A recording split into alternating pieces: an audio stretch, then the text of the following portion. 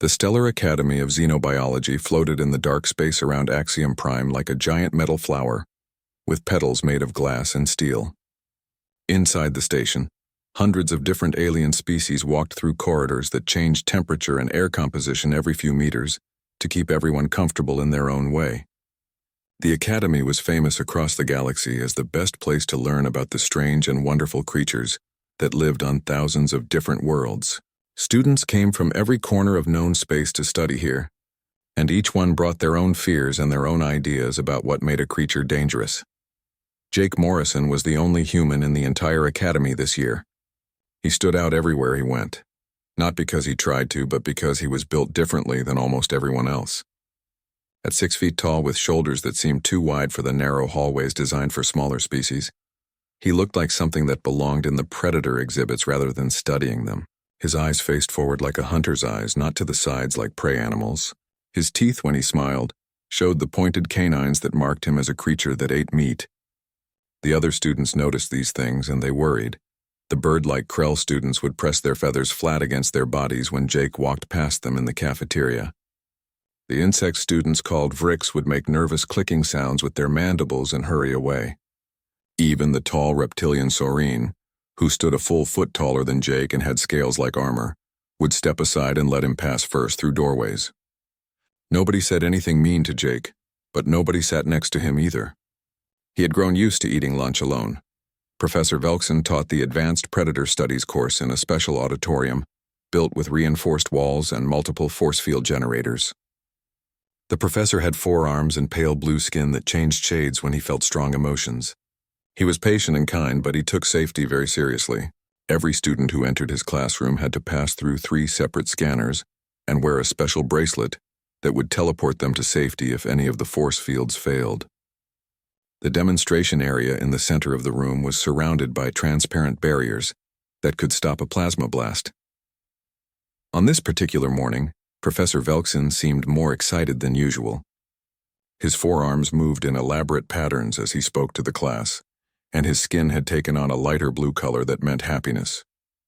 Jake sat in his usual spot in the back row where he could see everything, but wouldn't block anyone's view. He had his datapad ready to take notes like always. The professor's voice came through the translator implant that every student wore behind their ear. Without these implants, nobody would understand each other because every species spoke in completely different ways. Some use sounds, some use colors, some use smells. The implants turned everything into thoughts that made sense. Professor Velkson said that today the class would see one of the most dangerous predators ever discovered. He explained that the creature came from a planet called Dracon 4 in the Dracon system, a world where gravity pulled 3 times harder than normal and the sun barely gave any light. The predator had evolved in near darkness, learning to hunt by sensing the heat and electricity that living bodies produced. It was called a shadow claw, and it had killed more than 200 intelligent beings over the years it had been documented. The containment unit at the center of the demonstration area began to open with a hiss of releasing pressure. Every student in the auditorium leaned back in their seats except for Jake, who leaned forward with interest. The creature that emerged from the darkness of the container was something from nightmares. The shadow claw stood 4 feet tall at its shoulder and stretched maybe 7 feet from nose to tail. Its body was covered in scales so black they seemed to drink in the light around them, making the creature look like a hole in space, shaped like an animal. 6 eyes glowed dull red in its skull, arranged in 2 rows that could see in every direction at once. When it opened its mouth to taste the air, 3 rows of teeth like serrated knives reflected the overhead lights. Its 4 legs ended in paws that held retractable claws, each one as long as a human finger and sharp enough to cut through metal. The class responded exactly as Professor Velkson expected. The Krell students shrieked and several flew up to press themselves against the ceiling. The Vrix students scattered to the corners. The Saurine students hissed and showed their own teeth, which were impressive but nothing compared to the shadow claw. One crystalline student from the Harmony cluster actually cracked slightly from the stress and had to be helped out of the room by a medical drone. In all of this chaos and fear, one sound stood out as completely wrong. Jake Morrison was laughing, not a nervous laugh or a scared laugh, but the genuine sound of someone who had just seen something delightful.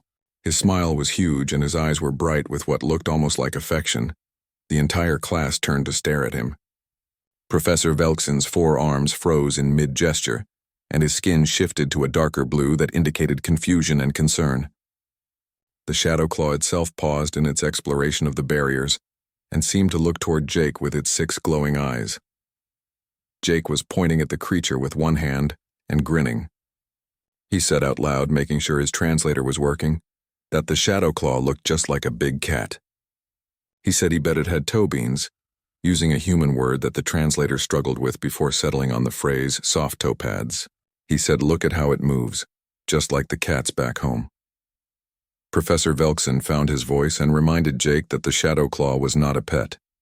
It was a documented killer, one of the apex predators of a death world, and it should be treated with appropriate fear and respect. The professor's skin had gone even darker blue, almost purple now. Jake nodded, but he didn't stop smiling.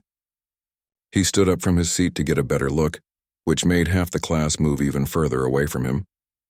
He said he understood the creature was dangerous, really he did, but it moved exactly like Earth predators called big cats.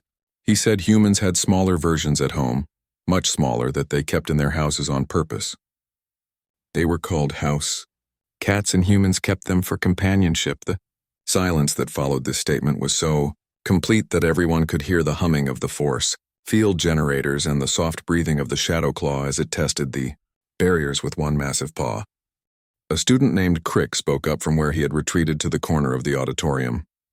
Crix was made of living crystal that vibrated to communicate, and right now he was vibrating so fast it made a high-pitched sound of distress.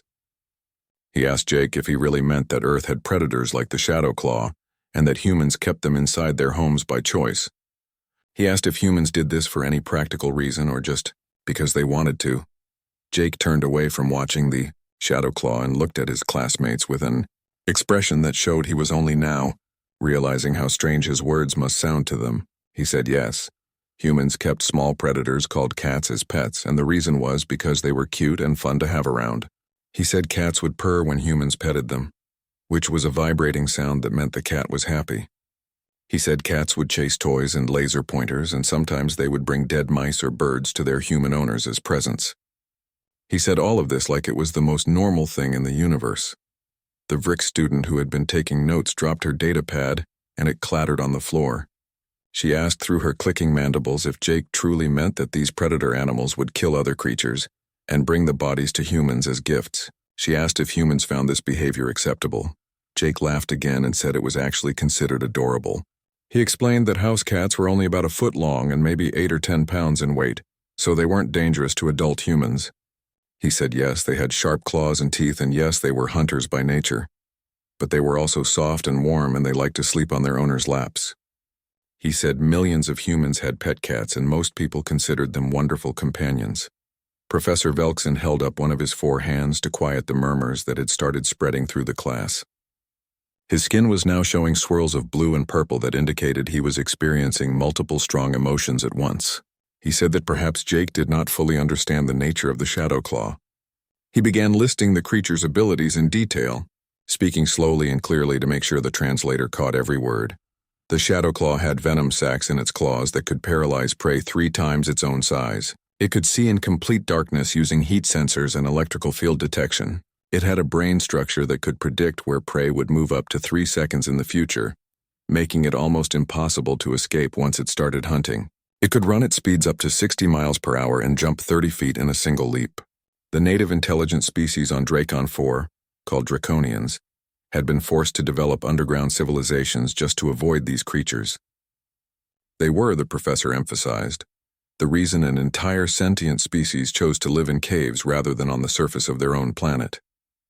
Jake listened to all of this with his head tilted slightly to one side, a gesture that indicated he was thinking carefully. When the professor finished, Jake said he understood all of that and he wasn't trying to say the Shadow Claw wasn't dangerous. He said he was just pointing out that the way it moved reminded him of cats from Earth. He said predator behavior had common patterns across different worlds. Then he pointed at the Shadow Claw and said to watch because it was about to do something. The entire class turned to look at the creature. The Shadow Claw had been pacing along the force field barrier, testing it with gentle taps of its claws. Now it stopped and crouched low, its hindquarters rising slightly and starting to wiggle back and forth in tiny movements. Its 6 red eyes focused on a point on the far side of the demonstration area.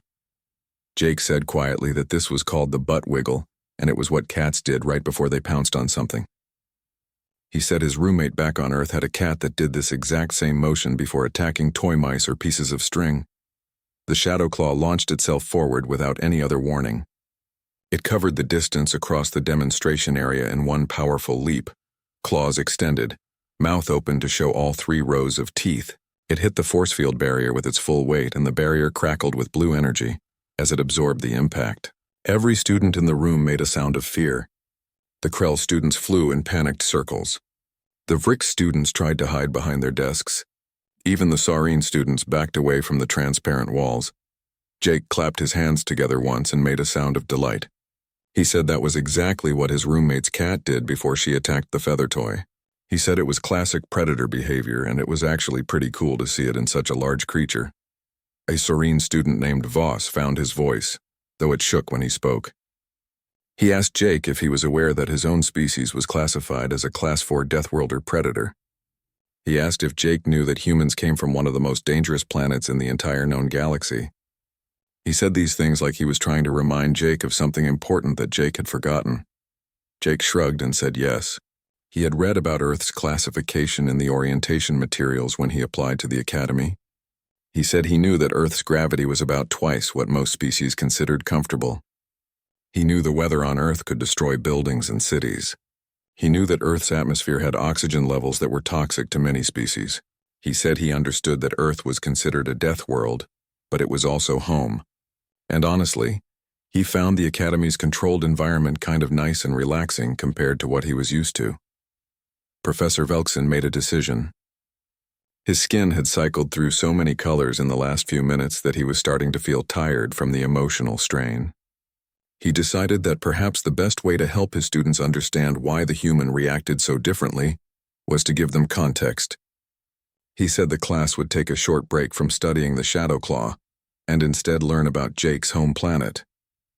He brought up a holographic display in the center of the auditorium that showed a rotating image of Earth, blue and green and white with swirling clouds.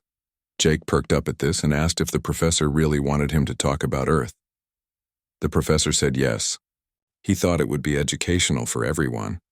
Jake stood up and moved to the front of the class, passing within a few feet of the Shadow Claw's containment area, without seeming worried at all. The Shadow Claw watched him with all 6 eyes, its head tracking his movement like it was trying to decide if this strange 2-legged creature was prey or predator or something entirely different. Jake stood in front of the holographic display of Earth and smiled at the planet, like he was looking at an old friend he had not seen in months. He touched the hologram and made it rotate faster so everyone could see the oceans and continents moving past. He said Earth was the 3rd planet from a yellow star that humans called the Sun, and it was home to about 8 billion humans, plus countless other species of plants and animals. He said the planet was covered mostly in water, about 70%, and the rest was land divided into 7 continents with different climates and environments. Professor Velkson asked Jake to explain the atmospheric composition, because he thought this would help the other students understand the first major difference. Jake nodded and said Earth's atmosphere was roughly 78% nitrogen and 21% oxygen with small amounts of other gases mixed in. He said this composition had been stable for millions of years, and all life on Earth had evolved to live in it. Several students gasped or made their species equivalent sounds of shock. A small Krell named Pip raised one wing and asked in a trembling voice how anything could survive in an atmosphere with 21% oxygen. She said that oxygen in those concentrations caused oxidative damage to cells and would burn through biological tissue like acid. She asked how humans were not constantly injured by their own air. Jake explained that human cells were designed to use oxygen. He said humans breathed in oxygen, and their cells used it to break down food and create energy, and then they breathed out carbon dioxide as waste. He said humans could not survive without oxygen and would die in just a few minutes if they stopped breathing.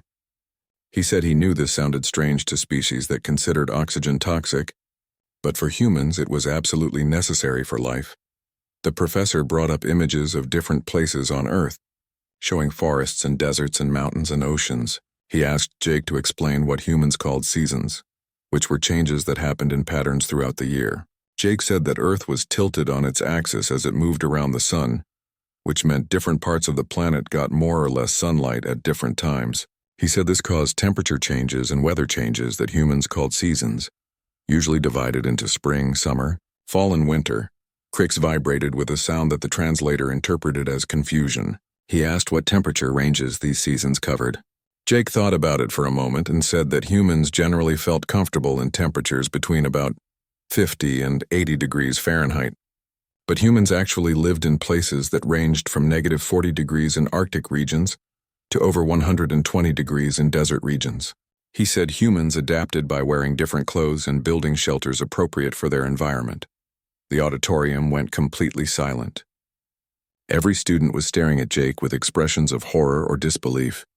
Those temperature ranges would kill most of the species in the room. The Krell could only survive in narrow temperature bands between 60 and 70 degrees. The Vrix needed it even warmer. The crystalline beings would crack and shatter in extreme temperatures. Even the hardy Saurine would struggle in environments that cold or that hot. Jake did not seem to notice their reactions. He kept talking about Earth with obvious affection in his voice. He said that Earth also had what he called extreme weather events. He listed hurricanes, which were massive spinning storms with winds over 100 miles per hour. He mentioned tornadoes, which were smaller but even more powerful spinning columns of air that could destroy entire neighborhoods. He talked about earthquakes that made the ground shake and split apart. He described volcanic eruptions that poured melted rock down mountainsides. He mentioned tsunamis, which were walls of water taller than buildings that could sweep away entire cities.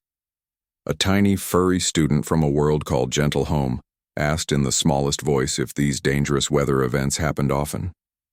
Jake said it depended on where you lived, but yes, they happened regularly enough that humans had warning systems and building codes and emergency procedures. He said you just learned to prepare for whatever weather was common in your area. He said it was just nature doing what nature does. Voss the Saurine asked about predators on Earth. He said surely the most dangerous creatures on such a world were kept in secure facilities, away from the general population. Jake actually laughed at this and said no. Most predators just lived out in the wild in their natural habitats. He said humans had national parks and protected areas where they tried to preserve predator populations. He said humans had actually learned they needed to be careful, not to hunt predators too much because humans had driven some species extinct before they realized it was a bad idea. A Vrix student asked why humans would hunt apex predators at all. Jake explained that historically humans hunted for food and to protect their livestock, but these days it was mostly for population control, or if a specific animal became dangerous. He said humans were omnivores, which meant they ate both plants and meat. He said humans mostly hunted prey animals like deer and elk now, but some people did hunt bears and large cats if they had the proper permits and licenses. Professor Velkson decided to show the class what a bear looked like. He pulled up an image from the Earth database that showed a grizzly bear standing on its back legs, with its front legs raised. The bear stood 8 feet tall and weighed probably 800 pounds. Its claws were visible and each one was several inches long. Its mouth was open, showing large teeth designed for tearing meat. 3 more students fainted. One Vrix fell off her desk with a clatter. The Krell students had all retreated to the highest corners of the room. Crix was vibrating so fast he was making a sound like a siren. Jake looked at the image and nodded. He said yes, that was a grizzly bear, one of the larger bear species. He said you were supposed to use a high-powered rifle if you hunted them, because trying to fight a bear with your bare hands would be really stupid and dangerous. Then he mentioned that there had been a case a few years back where a human jogger had fought off a mountain lion with his bare hands when it attacked him on a trail. He said it had been big news at the time and the guy survived with some injuries but nothing too serious. The class could not process this information. Professor Velkson's skin had turned a color that none of the students had ever seen before, a sort of pale gray-blue that suggested his emotional processing had simply shut down from overload. Jake noticed that he seemed to be upsetting his classmates and he stopped talking about bears. He said he did not mean to scare anyone, and that life on Earth was actually pretty safe for humans most of the time. He said the scary stuff sounded worse when you just listed it all at once like that. He mentioned that billions of humans lived their whole lives without ever being attacked by a predator or caught in a major natural disaster. He said humans had gotten very good at surviving on Earth over the thousands of years they had lived there. Professor Velkson managed to pull himself together enough to ask another question. He wanted to know how humans protected their children from all these dangers.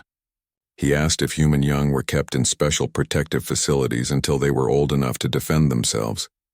Jake shook his head and explained that in cities, which were where most humans lived now, there were not many large predators anymore. He said maybe you would see a coyote or a fox occasionally, but those animals usually avoided people.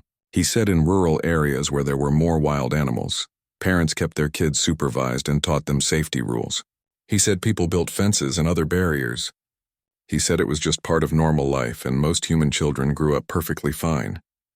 Then Jake added something that made the whole class fall silent again. He said that statistically speaking, a human was far more likely to be killed by another human than by any wild animal. He said humans were actually their own biggest threat, which was why human societies had laws and police forces and justice systems. He said humans had to protect themselves from each other more than from nature. The idea that humans feared their own species more than the predators and disasters of their death world was somehow more terrifying than anything else the class had learned. Crick stopped vibrating entirely, which for his species meant he was too shocked to even process what he was hearing. Pip had her wings wrapped around her head. Voss just stared at Jake with his reptilian eyes wide and unblinking. The class ended shortly after that because Professor Velkson decided everyone needed time to process what they had learned. Over the next several weeks, the Advanced Predator Studies course had noticeably fewer students attending. Several had transferred to different classes that seemed less stressful, like Advanced Temporal Mathematics or Quantum Field Theory. The students who remained came back either because they were too stubborn to quit or because they had developed a strange fascination with the human student and wanted to learn more. Professor Velkson changed his teaching approach. He realized that if humans could be comfortable around predators despite coming from such a dangerous world, then perhaps there was something valuable to learn from their perspective. He started asking Jake to contribute to class discussions more often. He asked Jake to explain how humans thought about predators and why they did not simply fear everything that could hurt them. During one class session several weeks later, Jake gave a presentation about something he called ecosystem balance. He showed pictures of a place called Yellowstone National Park and explained what had happened there. He said that back in the 20th century, humans had hunted all the wolves in that area to extinction because they thought wolves were dangerous and bad. He said that without wolves, the elk population grew too large. The elk ate too many plants, which caused erosion and destroyed habitats for other animals. The whole ecosystem started falling apart. Then Jake showed pictures from after 1995, when humans brought wolves back to Yellowstone. He explained that within just a few years, everything started getting better. The wolves hunted the elk and kept their numbers balanced. The plants grew back because they were not being overeaten. Beavers came back and built dams that created wetlands. Fish and birds returned. Even the rivers changed their courses because the banks became stable again, with plant roots holding the soil in place. Cricks vibrated thoughtfully, a much calmer sound than his usual nervous frequency. He said that this meant predators were necessary for the health of the environment.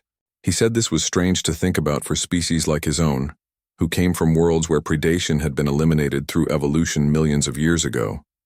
Jake agreed and said that was exactly the point. He said predators were not evil or bad.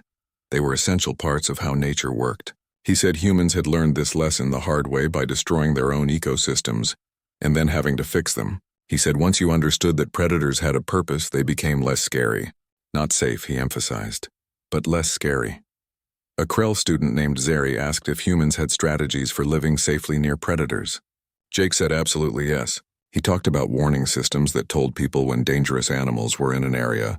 He mentioned education programs that taught people what to do if they encountered a predator.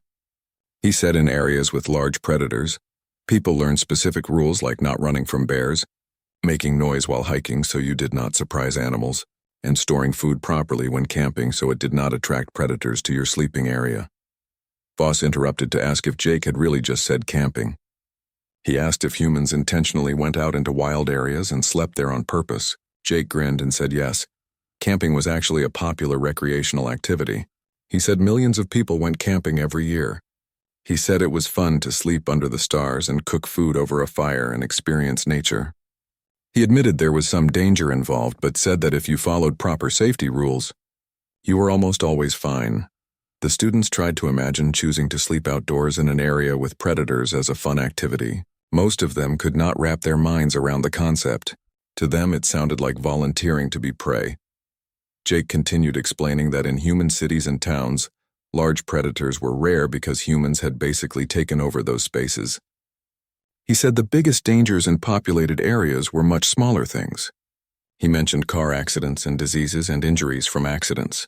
He said that humans had largely removed themselves from the food chain by building civilization, but the trade-off was dealing with different kinds of dangers that came from living in groups. Professor Velkson asked what humans did to protect themselves from other humans, since Jake had mentioned that was a bigger threat than predators.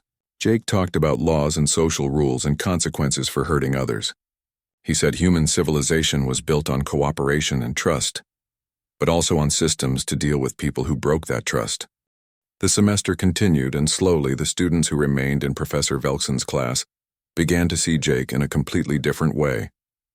They realized he was not reckless or stupid or insane like they had first thought. He was simply the product of a world that had forced his species to adapt in ways that seemed impossible to everyone else. Jake represented a type of survival that required accepting danger as a normal part of life, respecting threats without letting fear control you, and learning to coexist with creatures that could easily kill you if you made mistakes. One morning, Professor Velkson brought in a new creature for the class to study. He called it a venomous crawler from the Zeta Quadrant.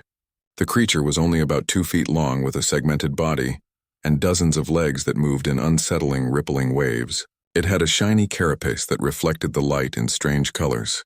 The professor explained that despite its small size, the venomous crawler possessed a neurotoxin capable of paralyzing beings 3 times Jake's size.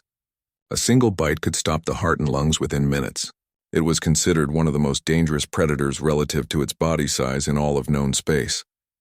Jake studied the creature carefully from his seat. He watched how it moved, how it tested the force field with its front legs, how it seemed to taste the air with appendages near its mouth. After a few minutes, he said it looked similar to something from Earth called a centipede. He said Earth had centipedes with venom too, though most of them were not deadly to humans if you got medical treatment quickly.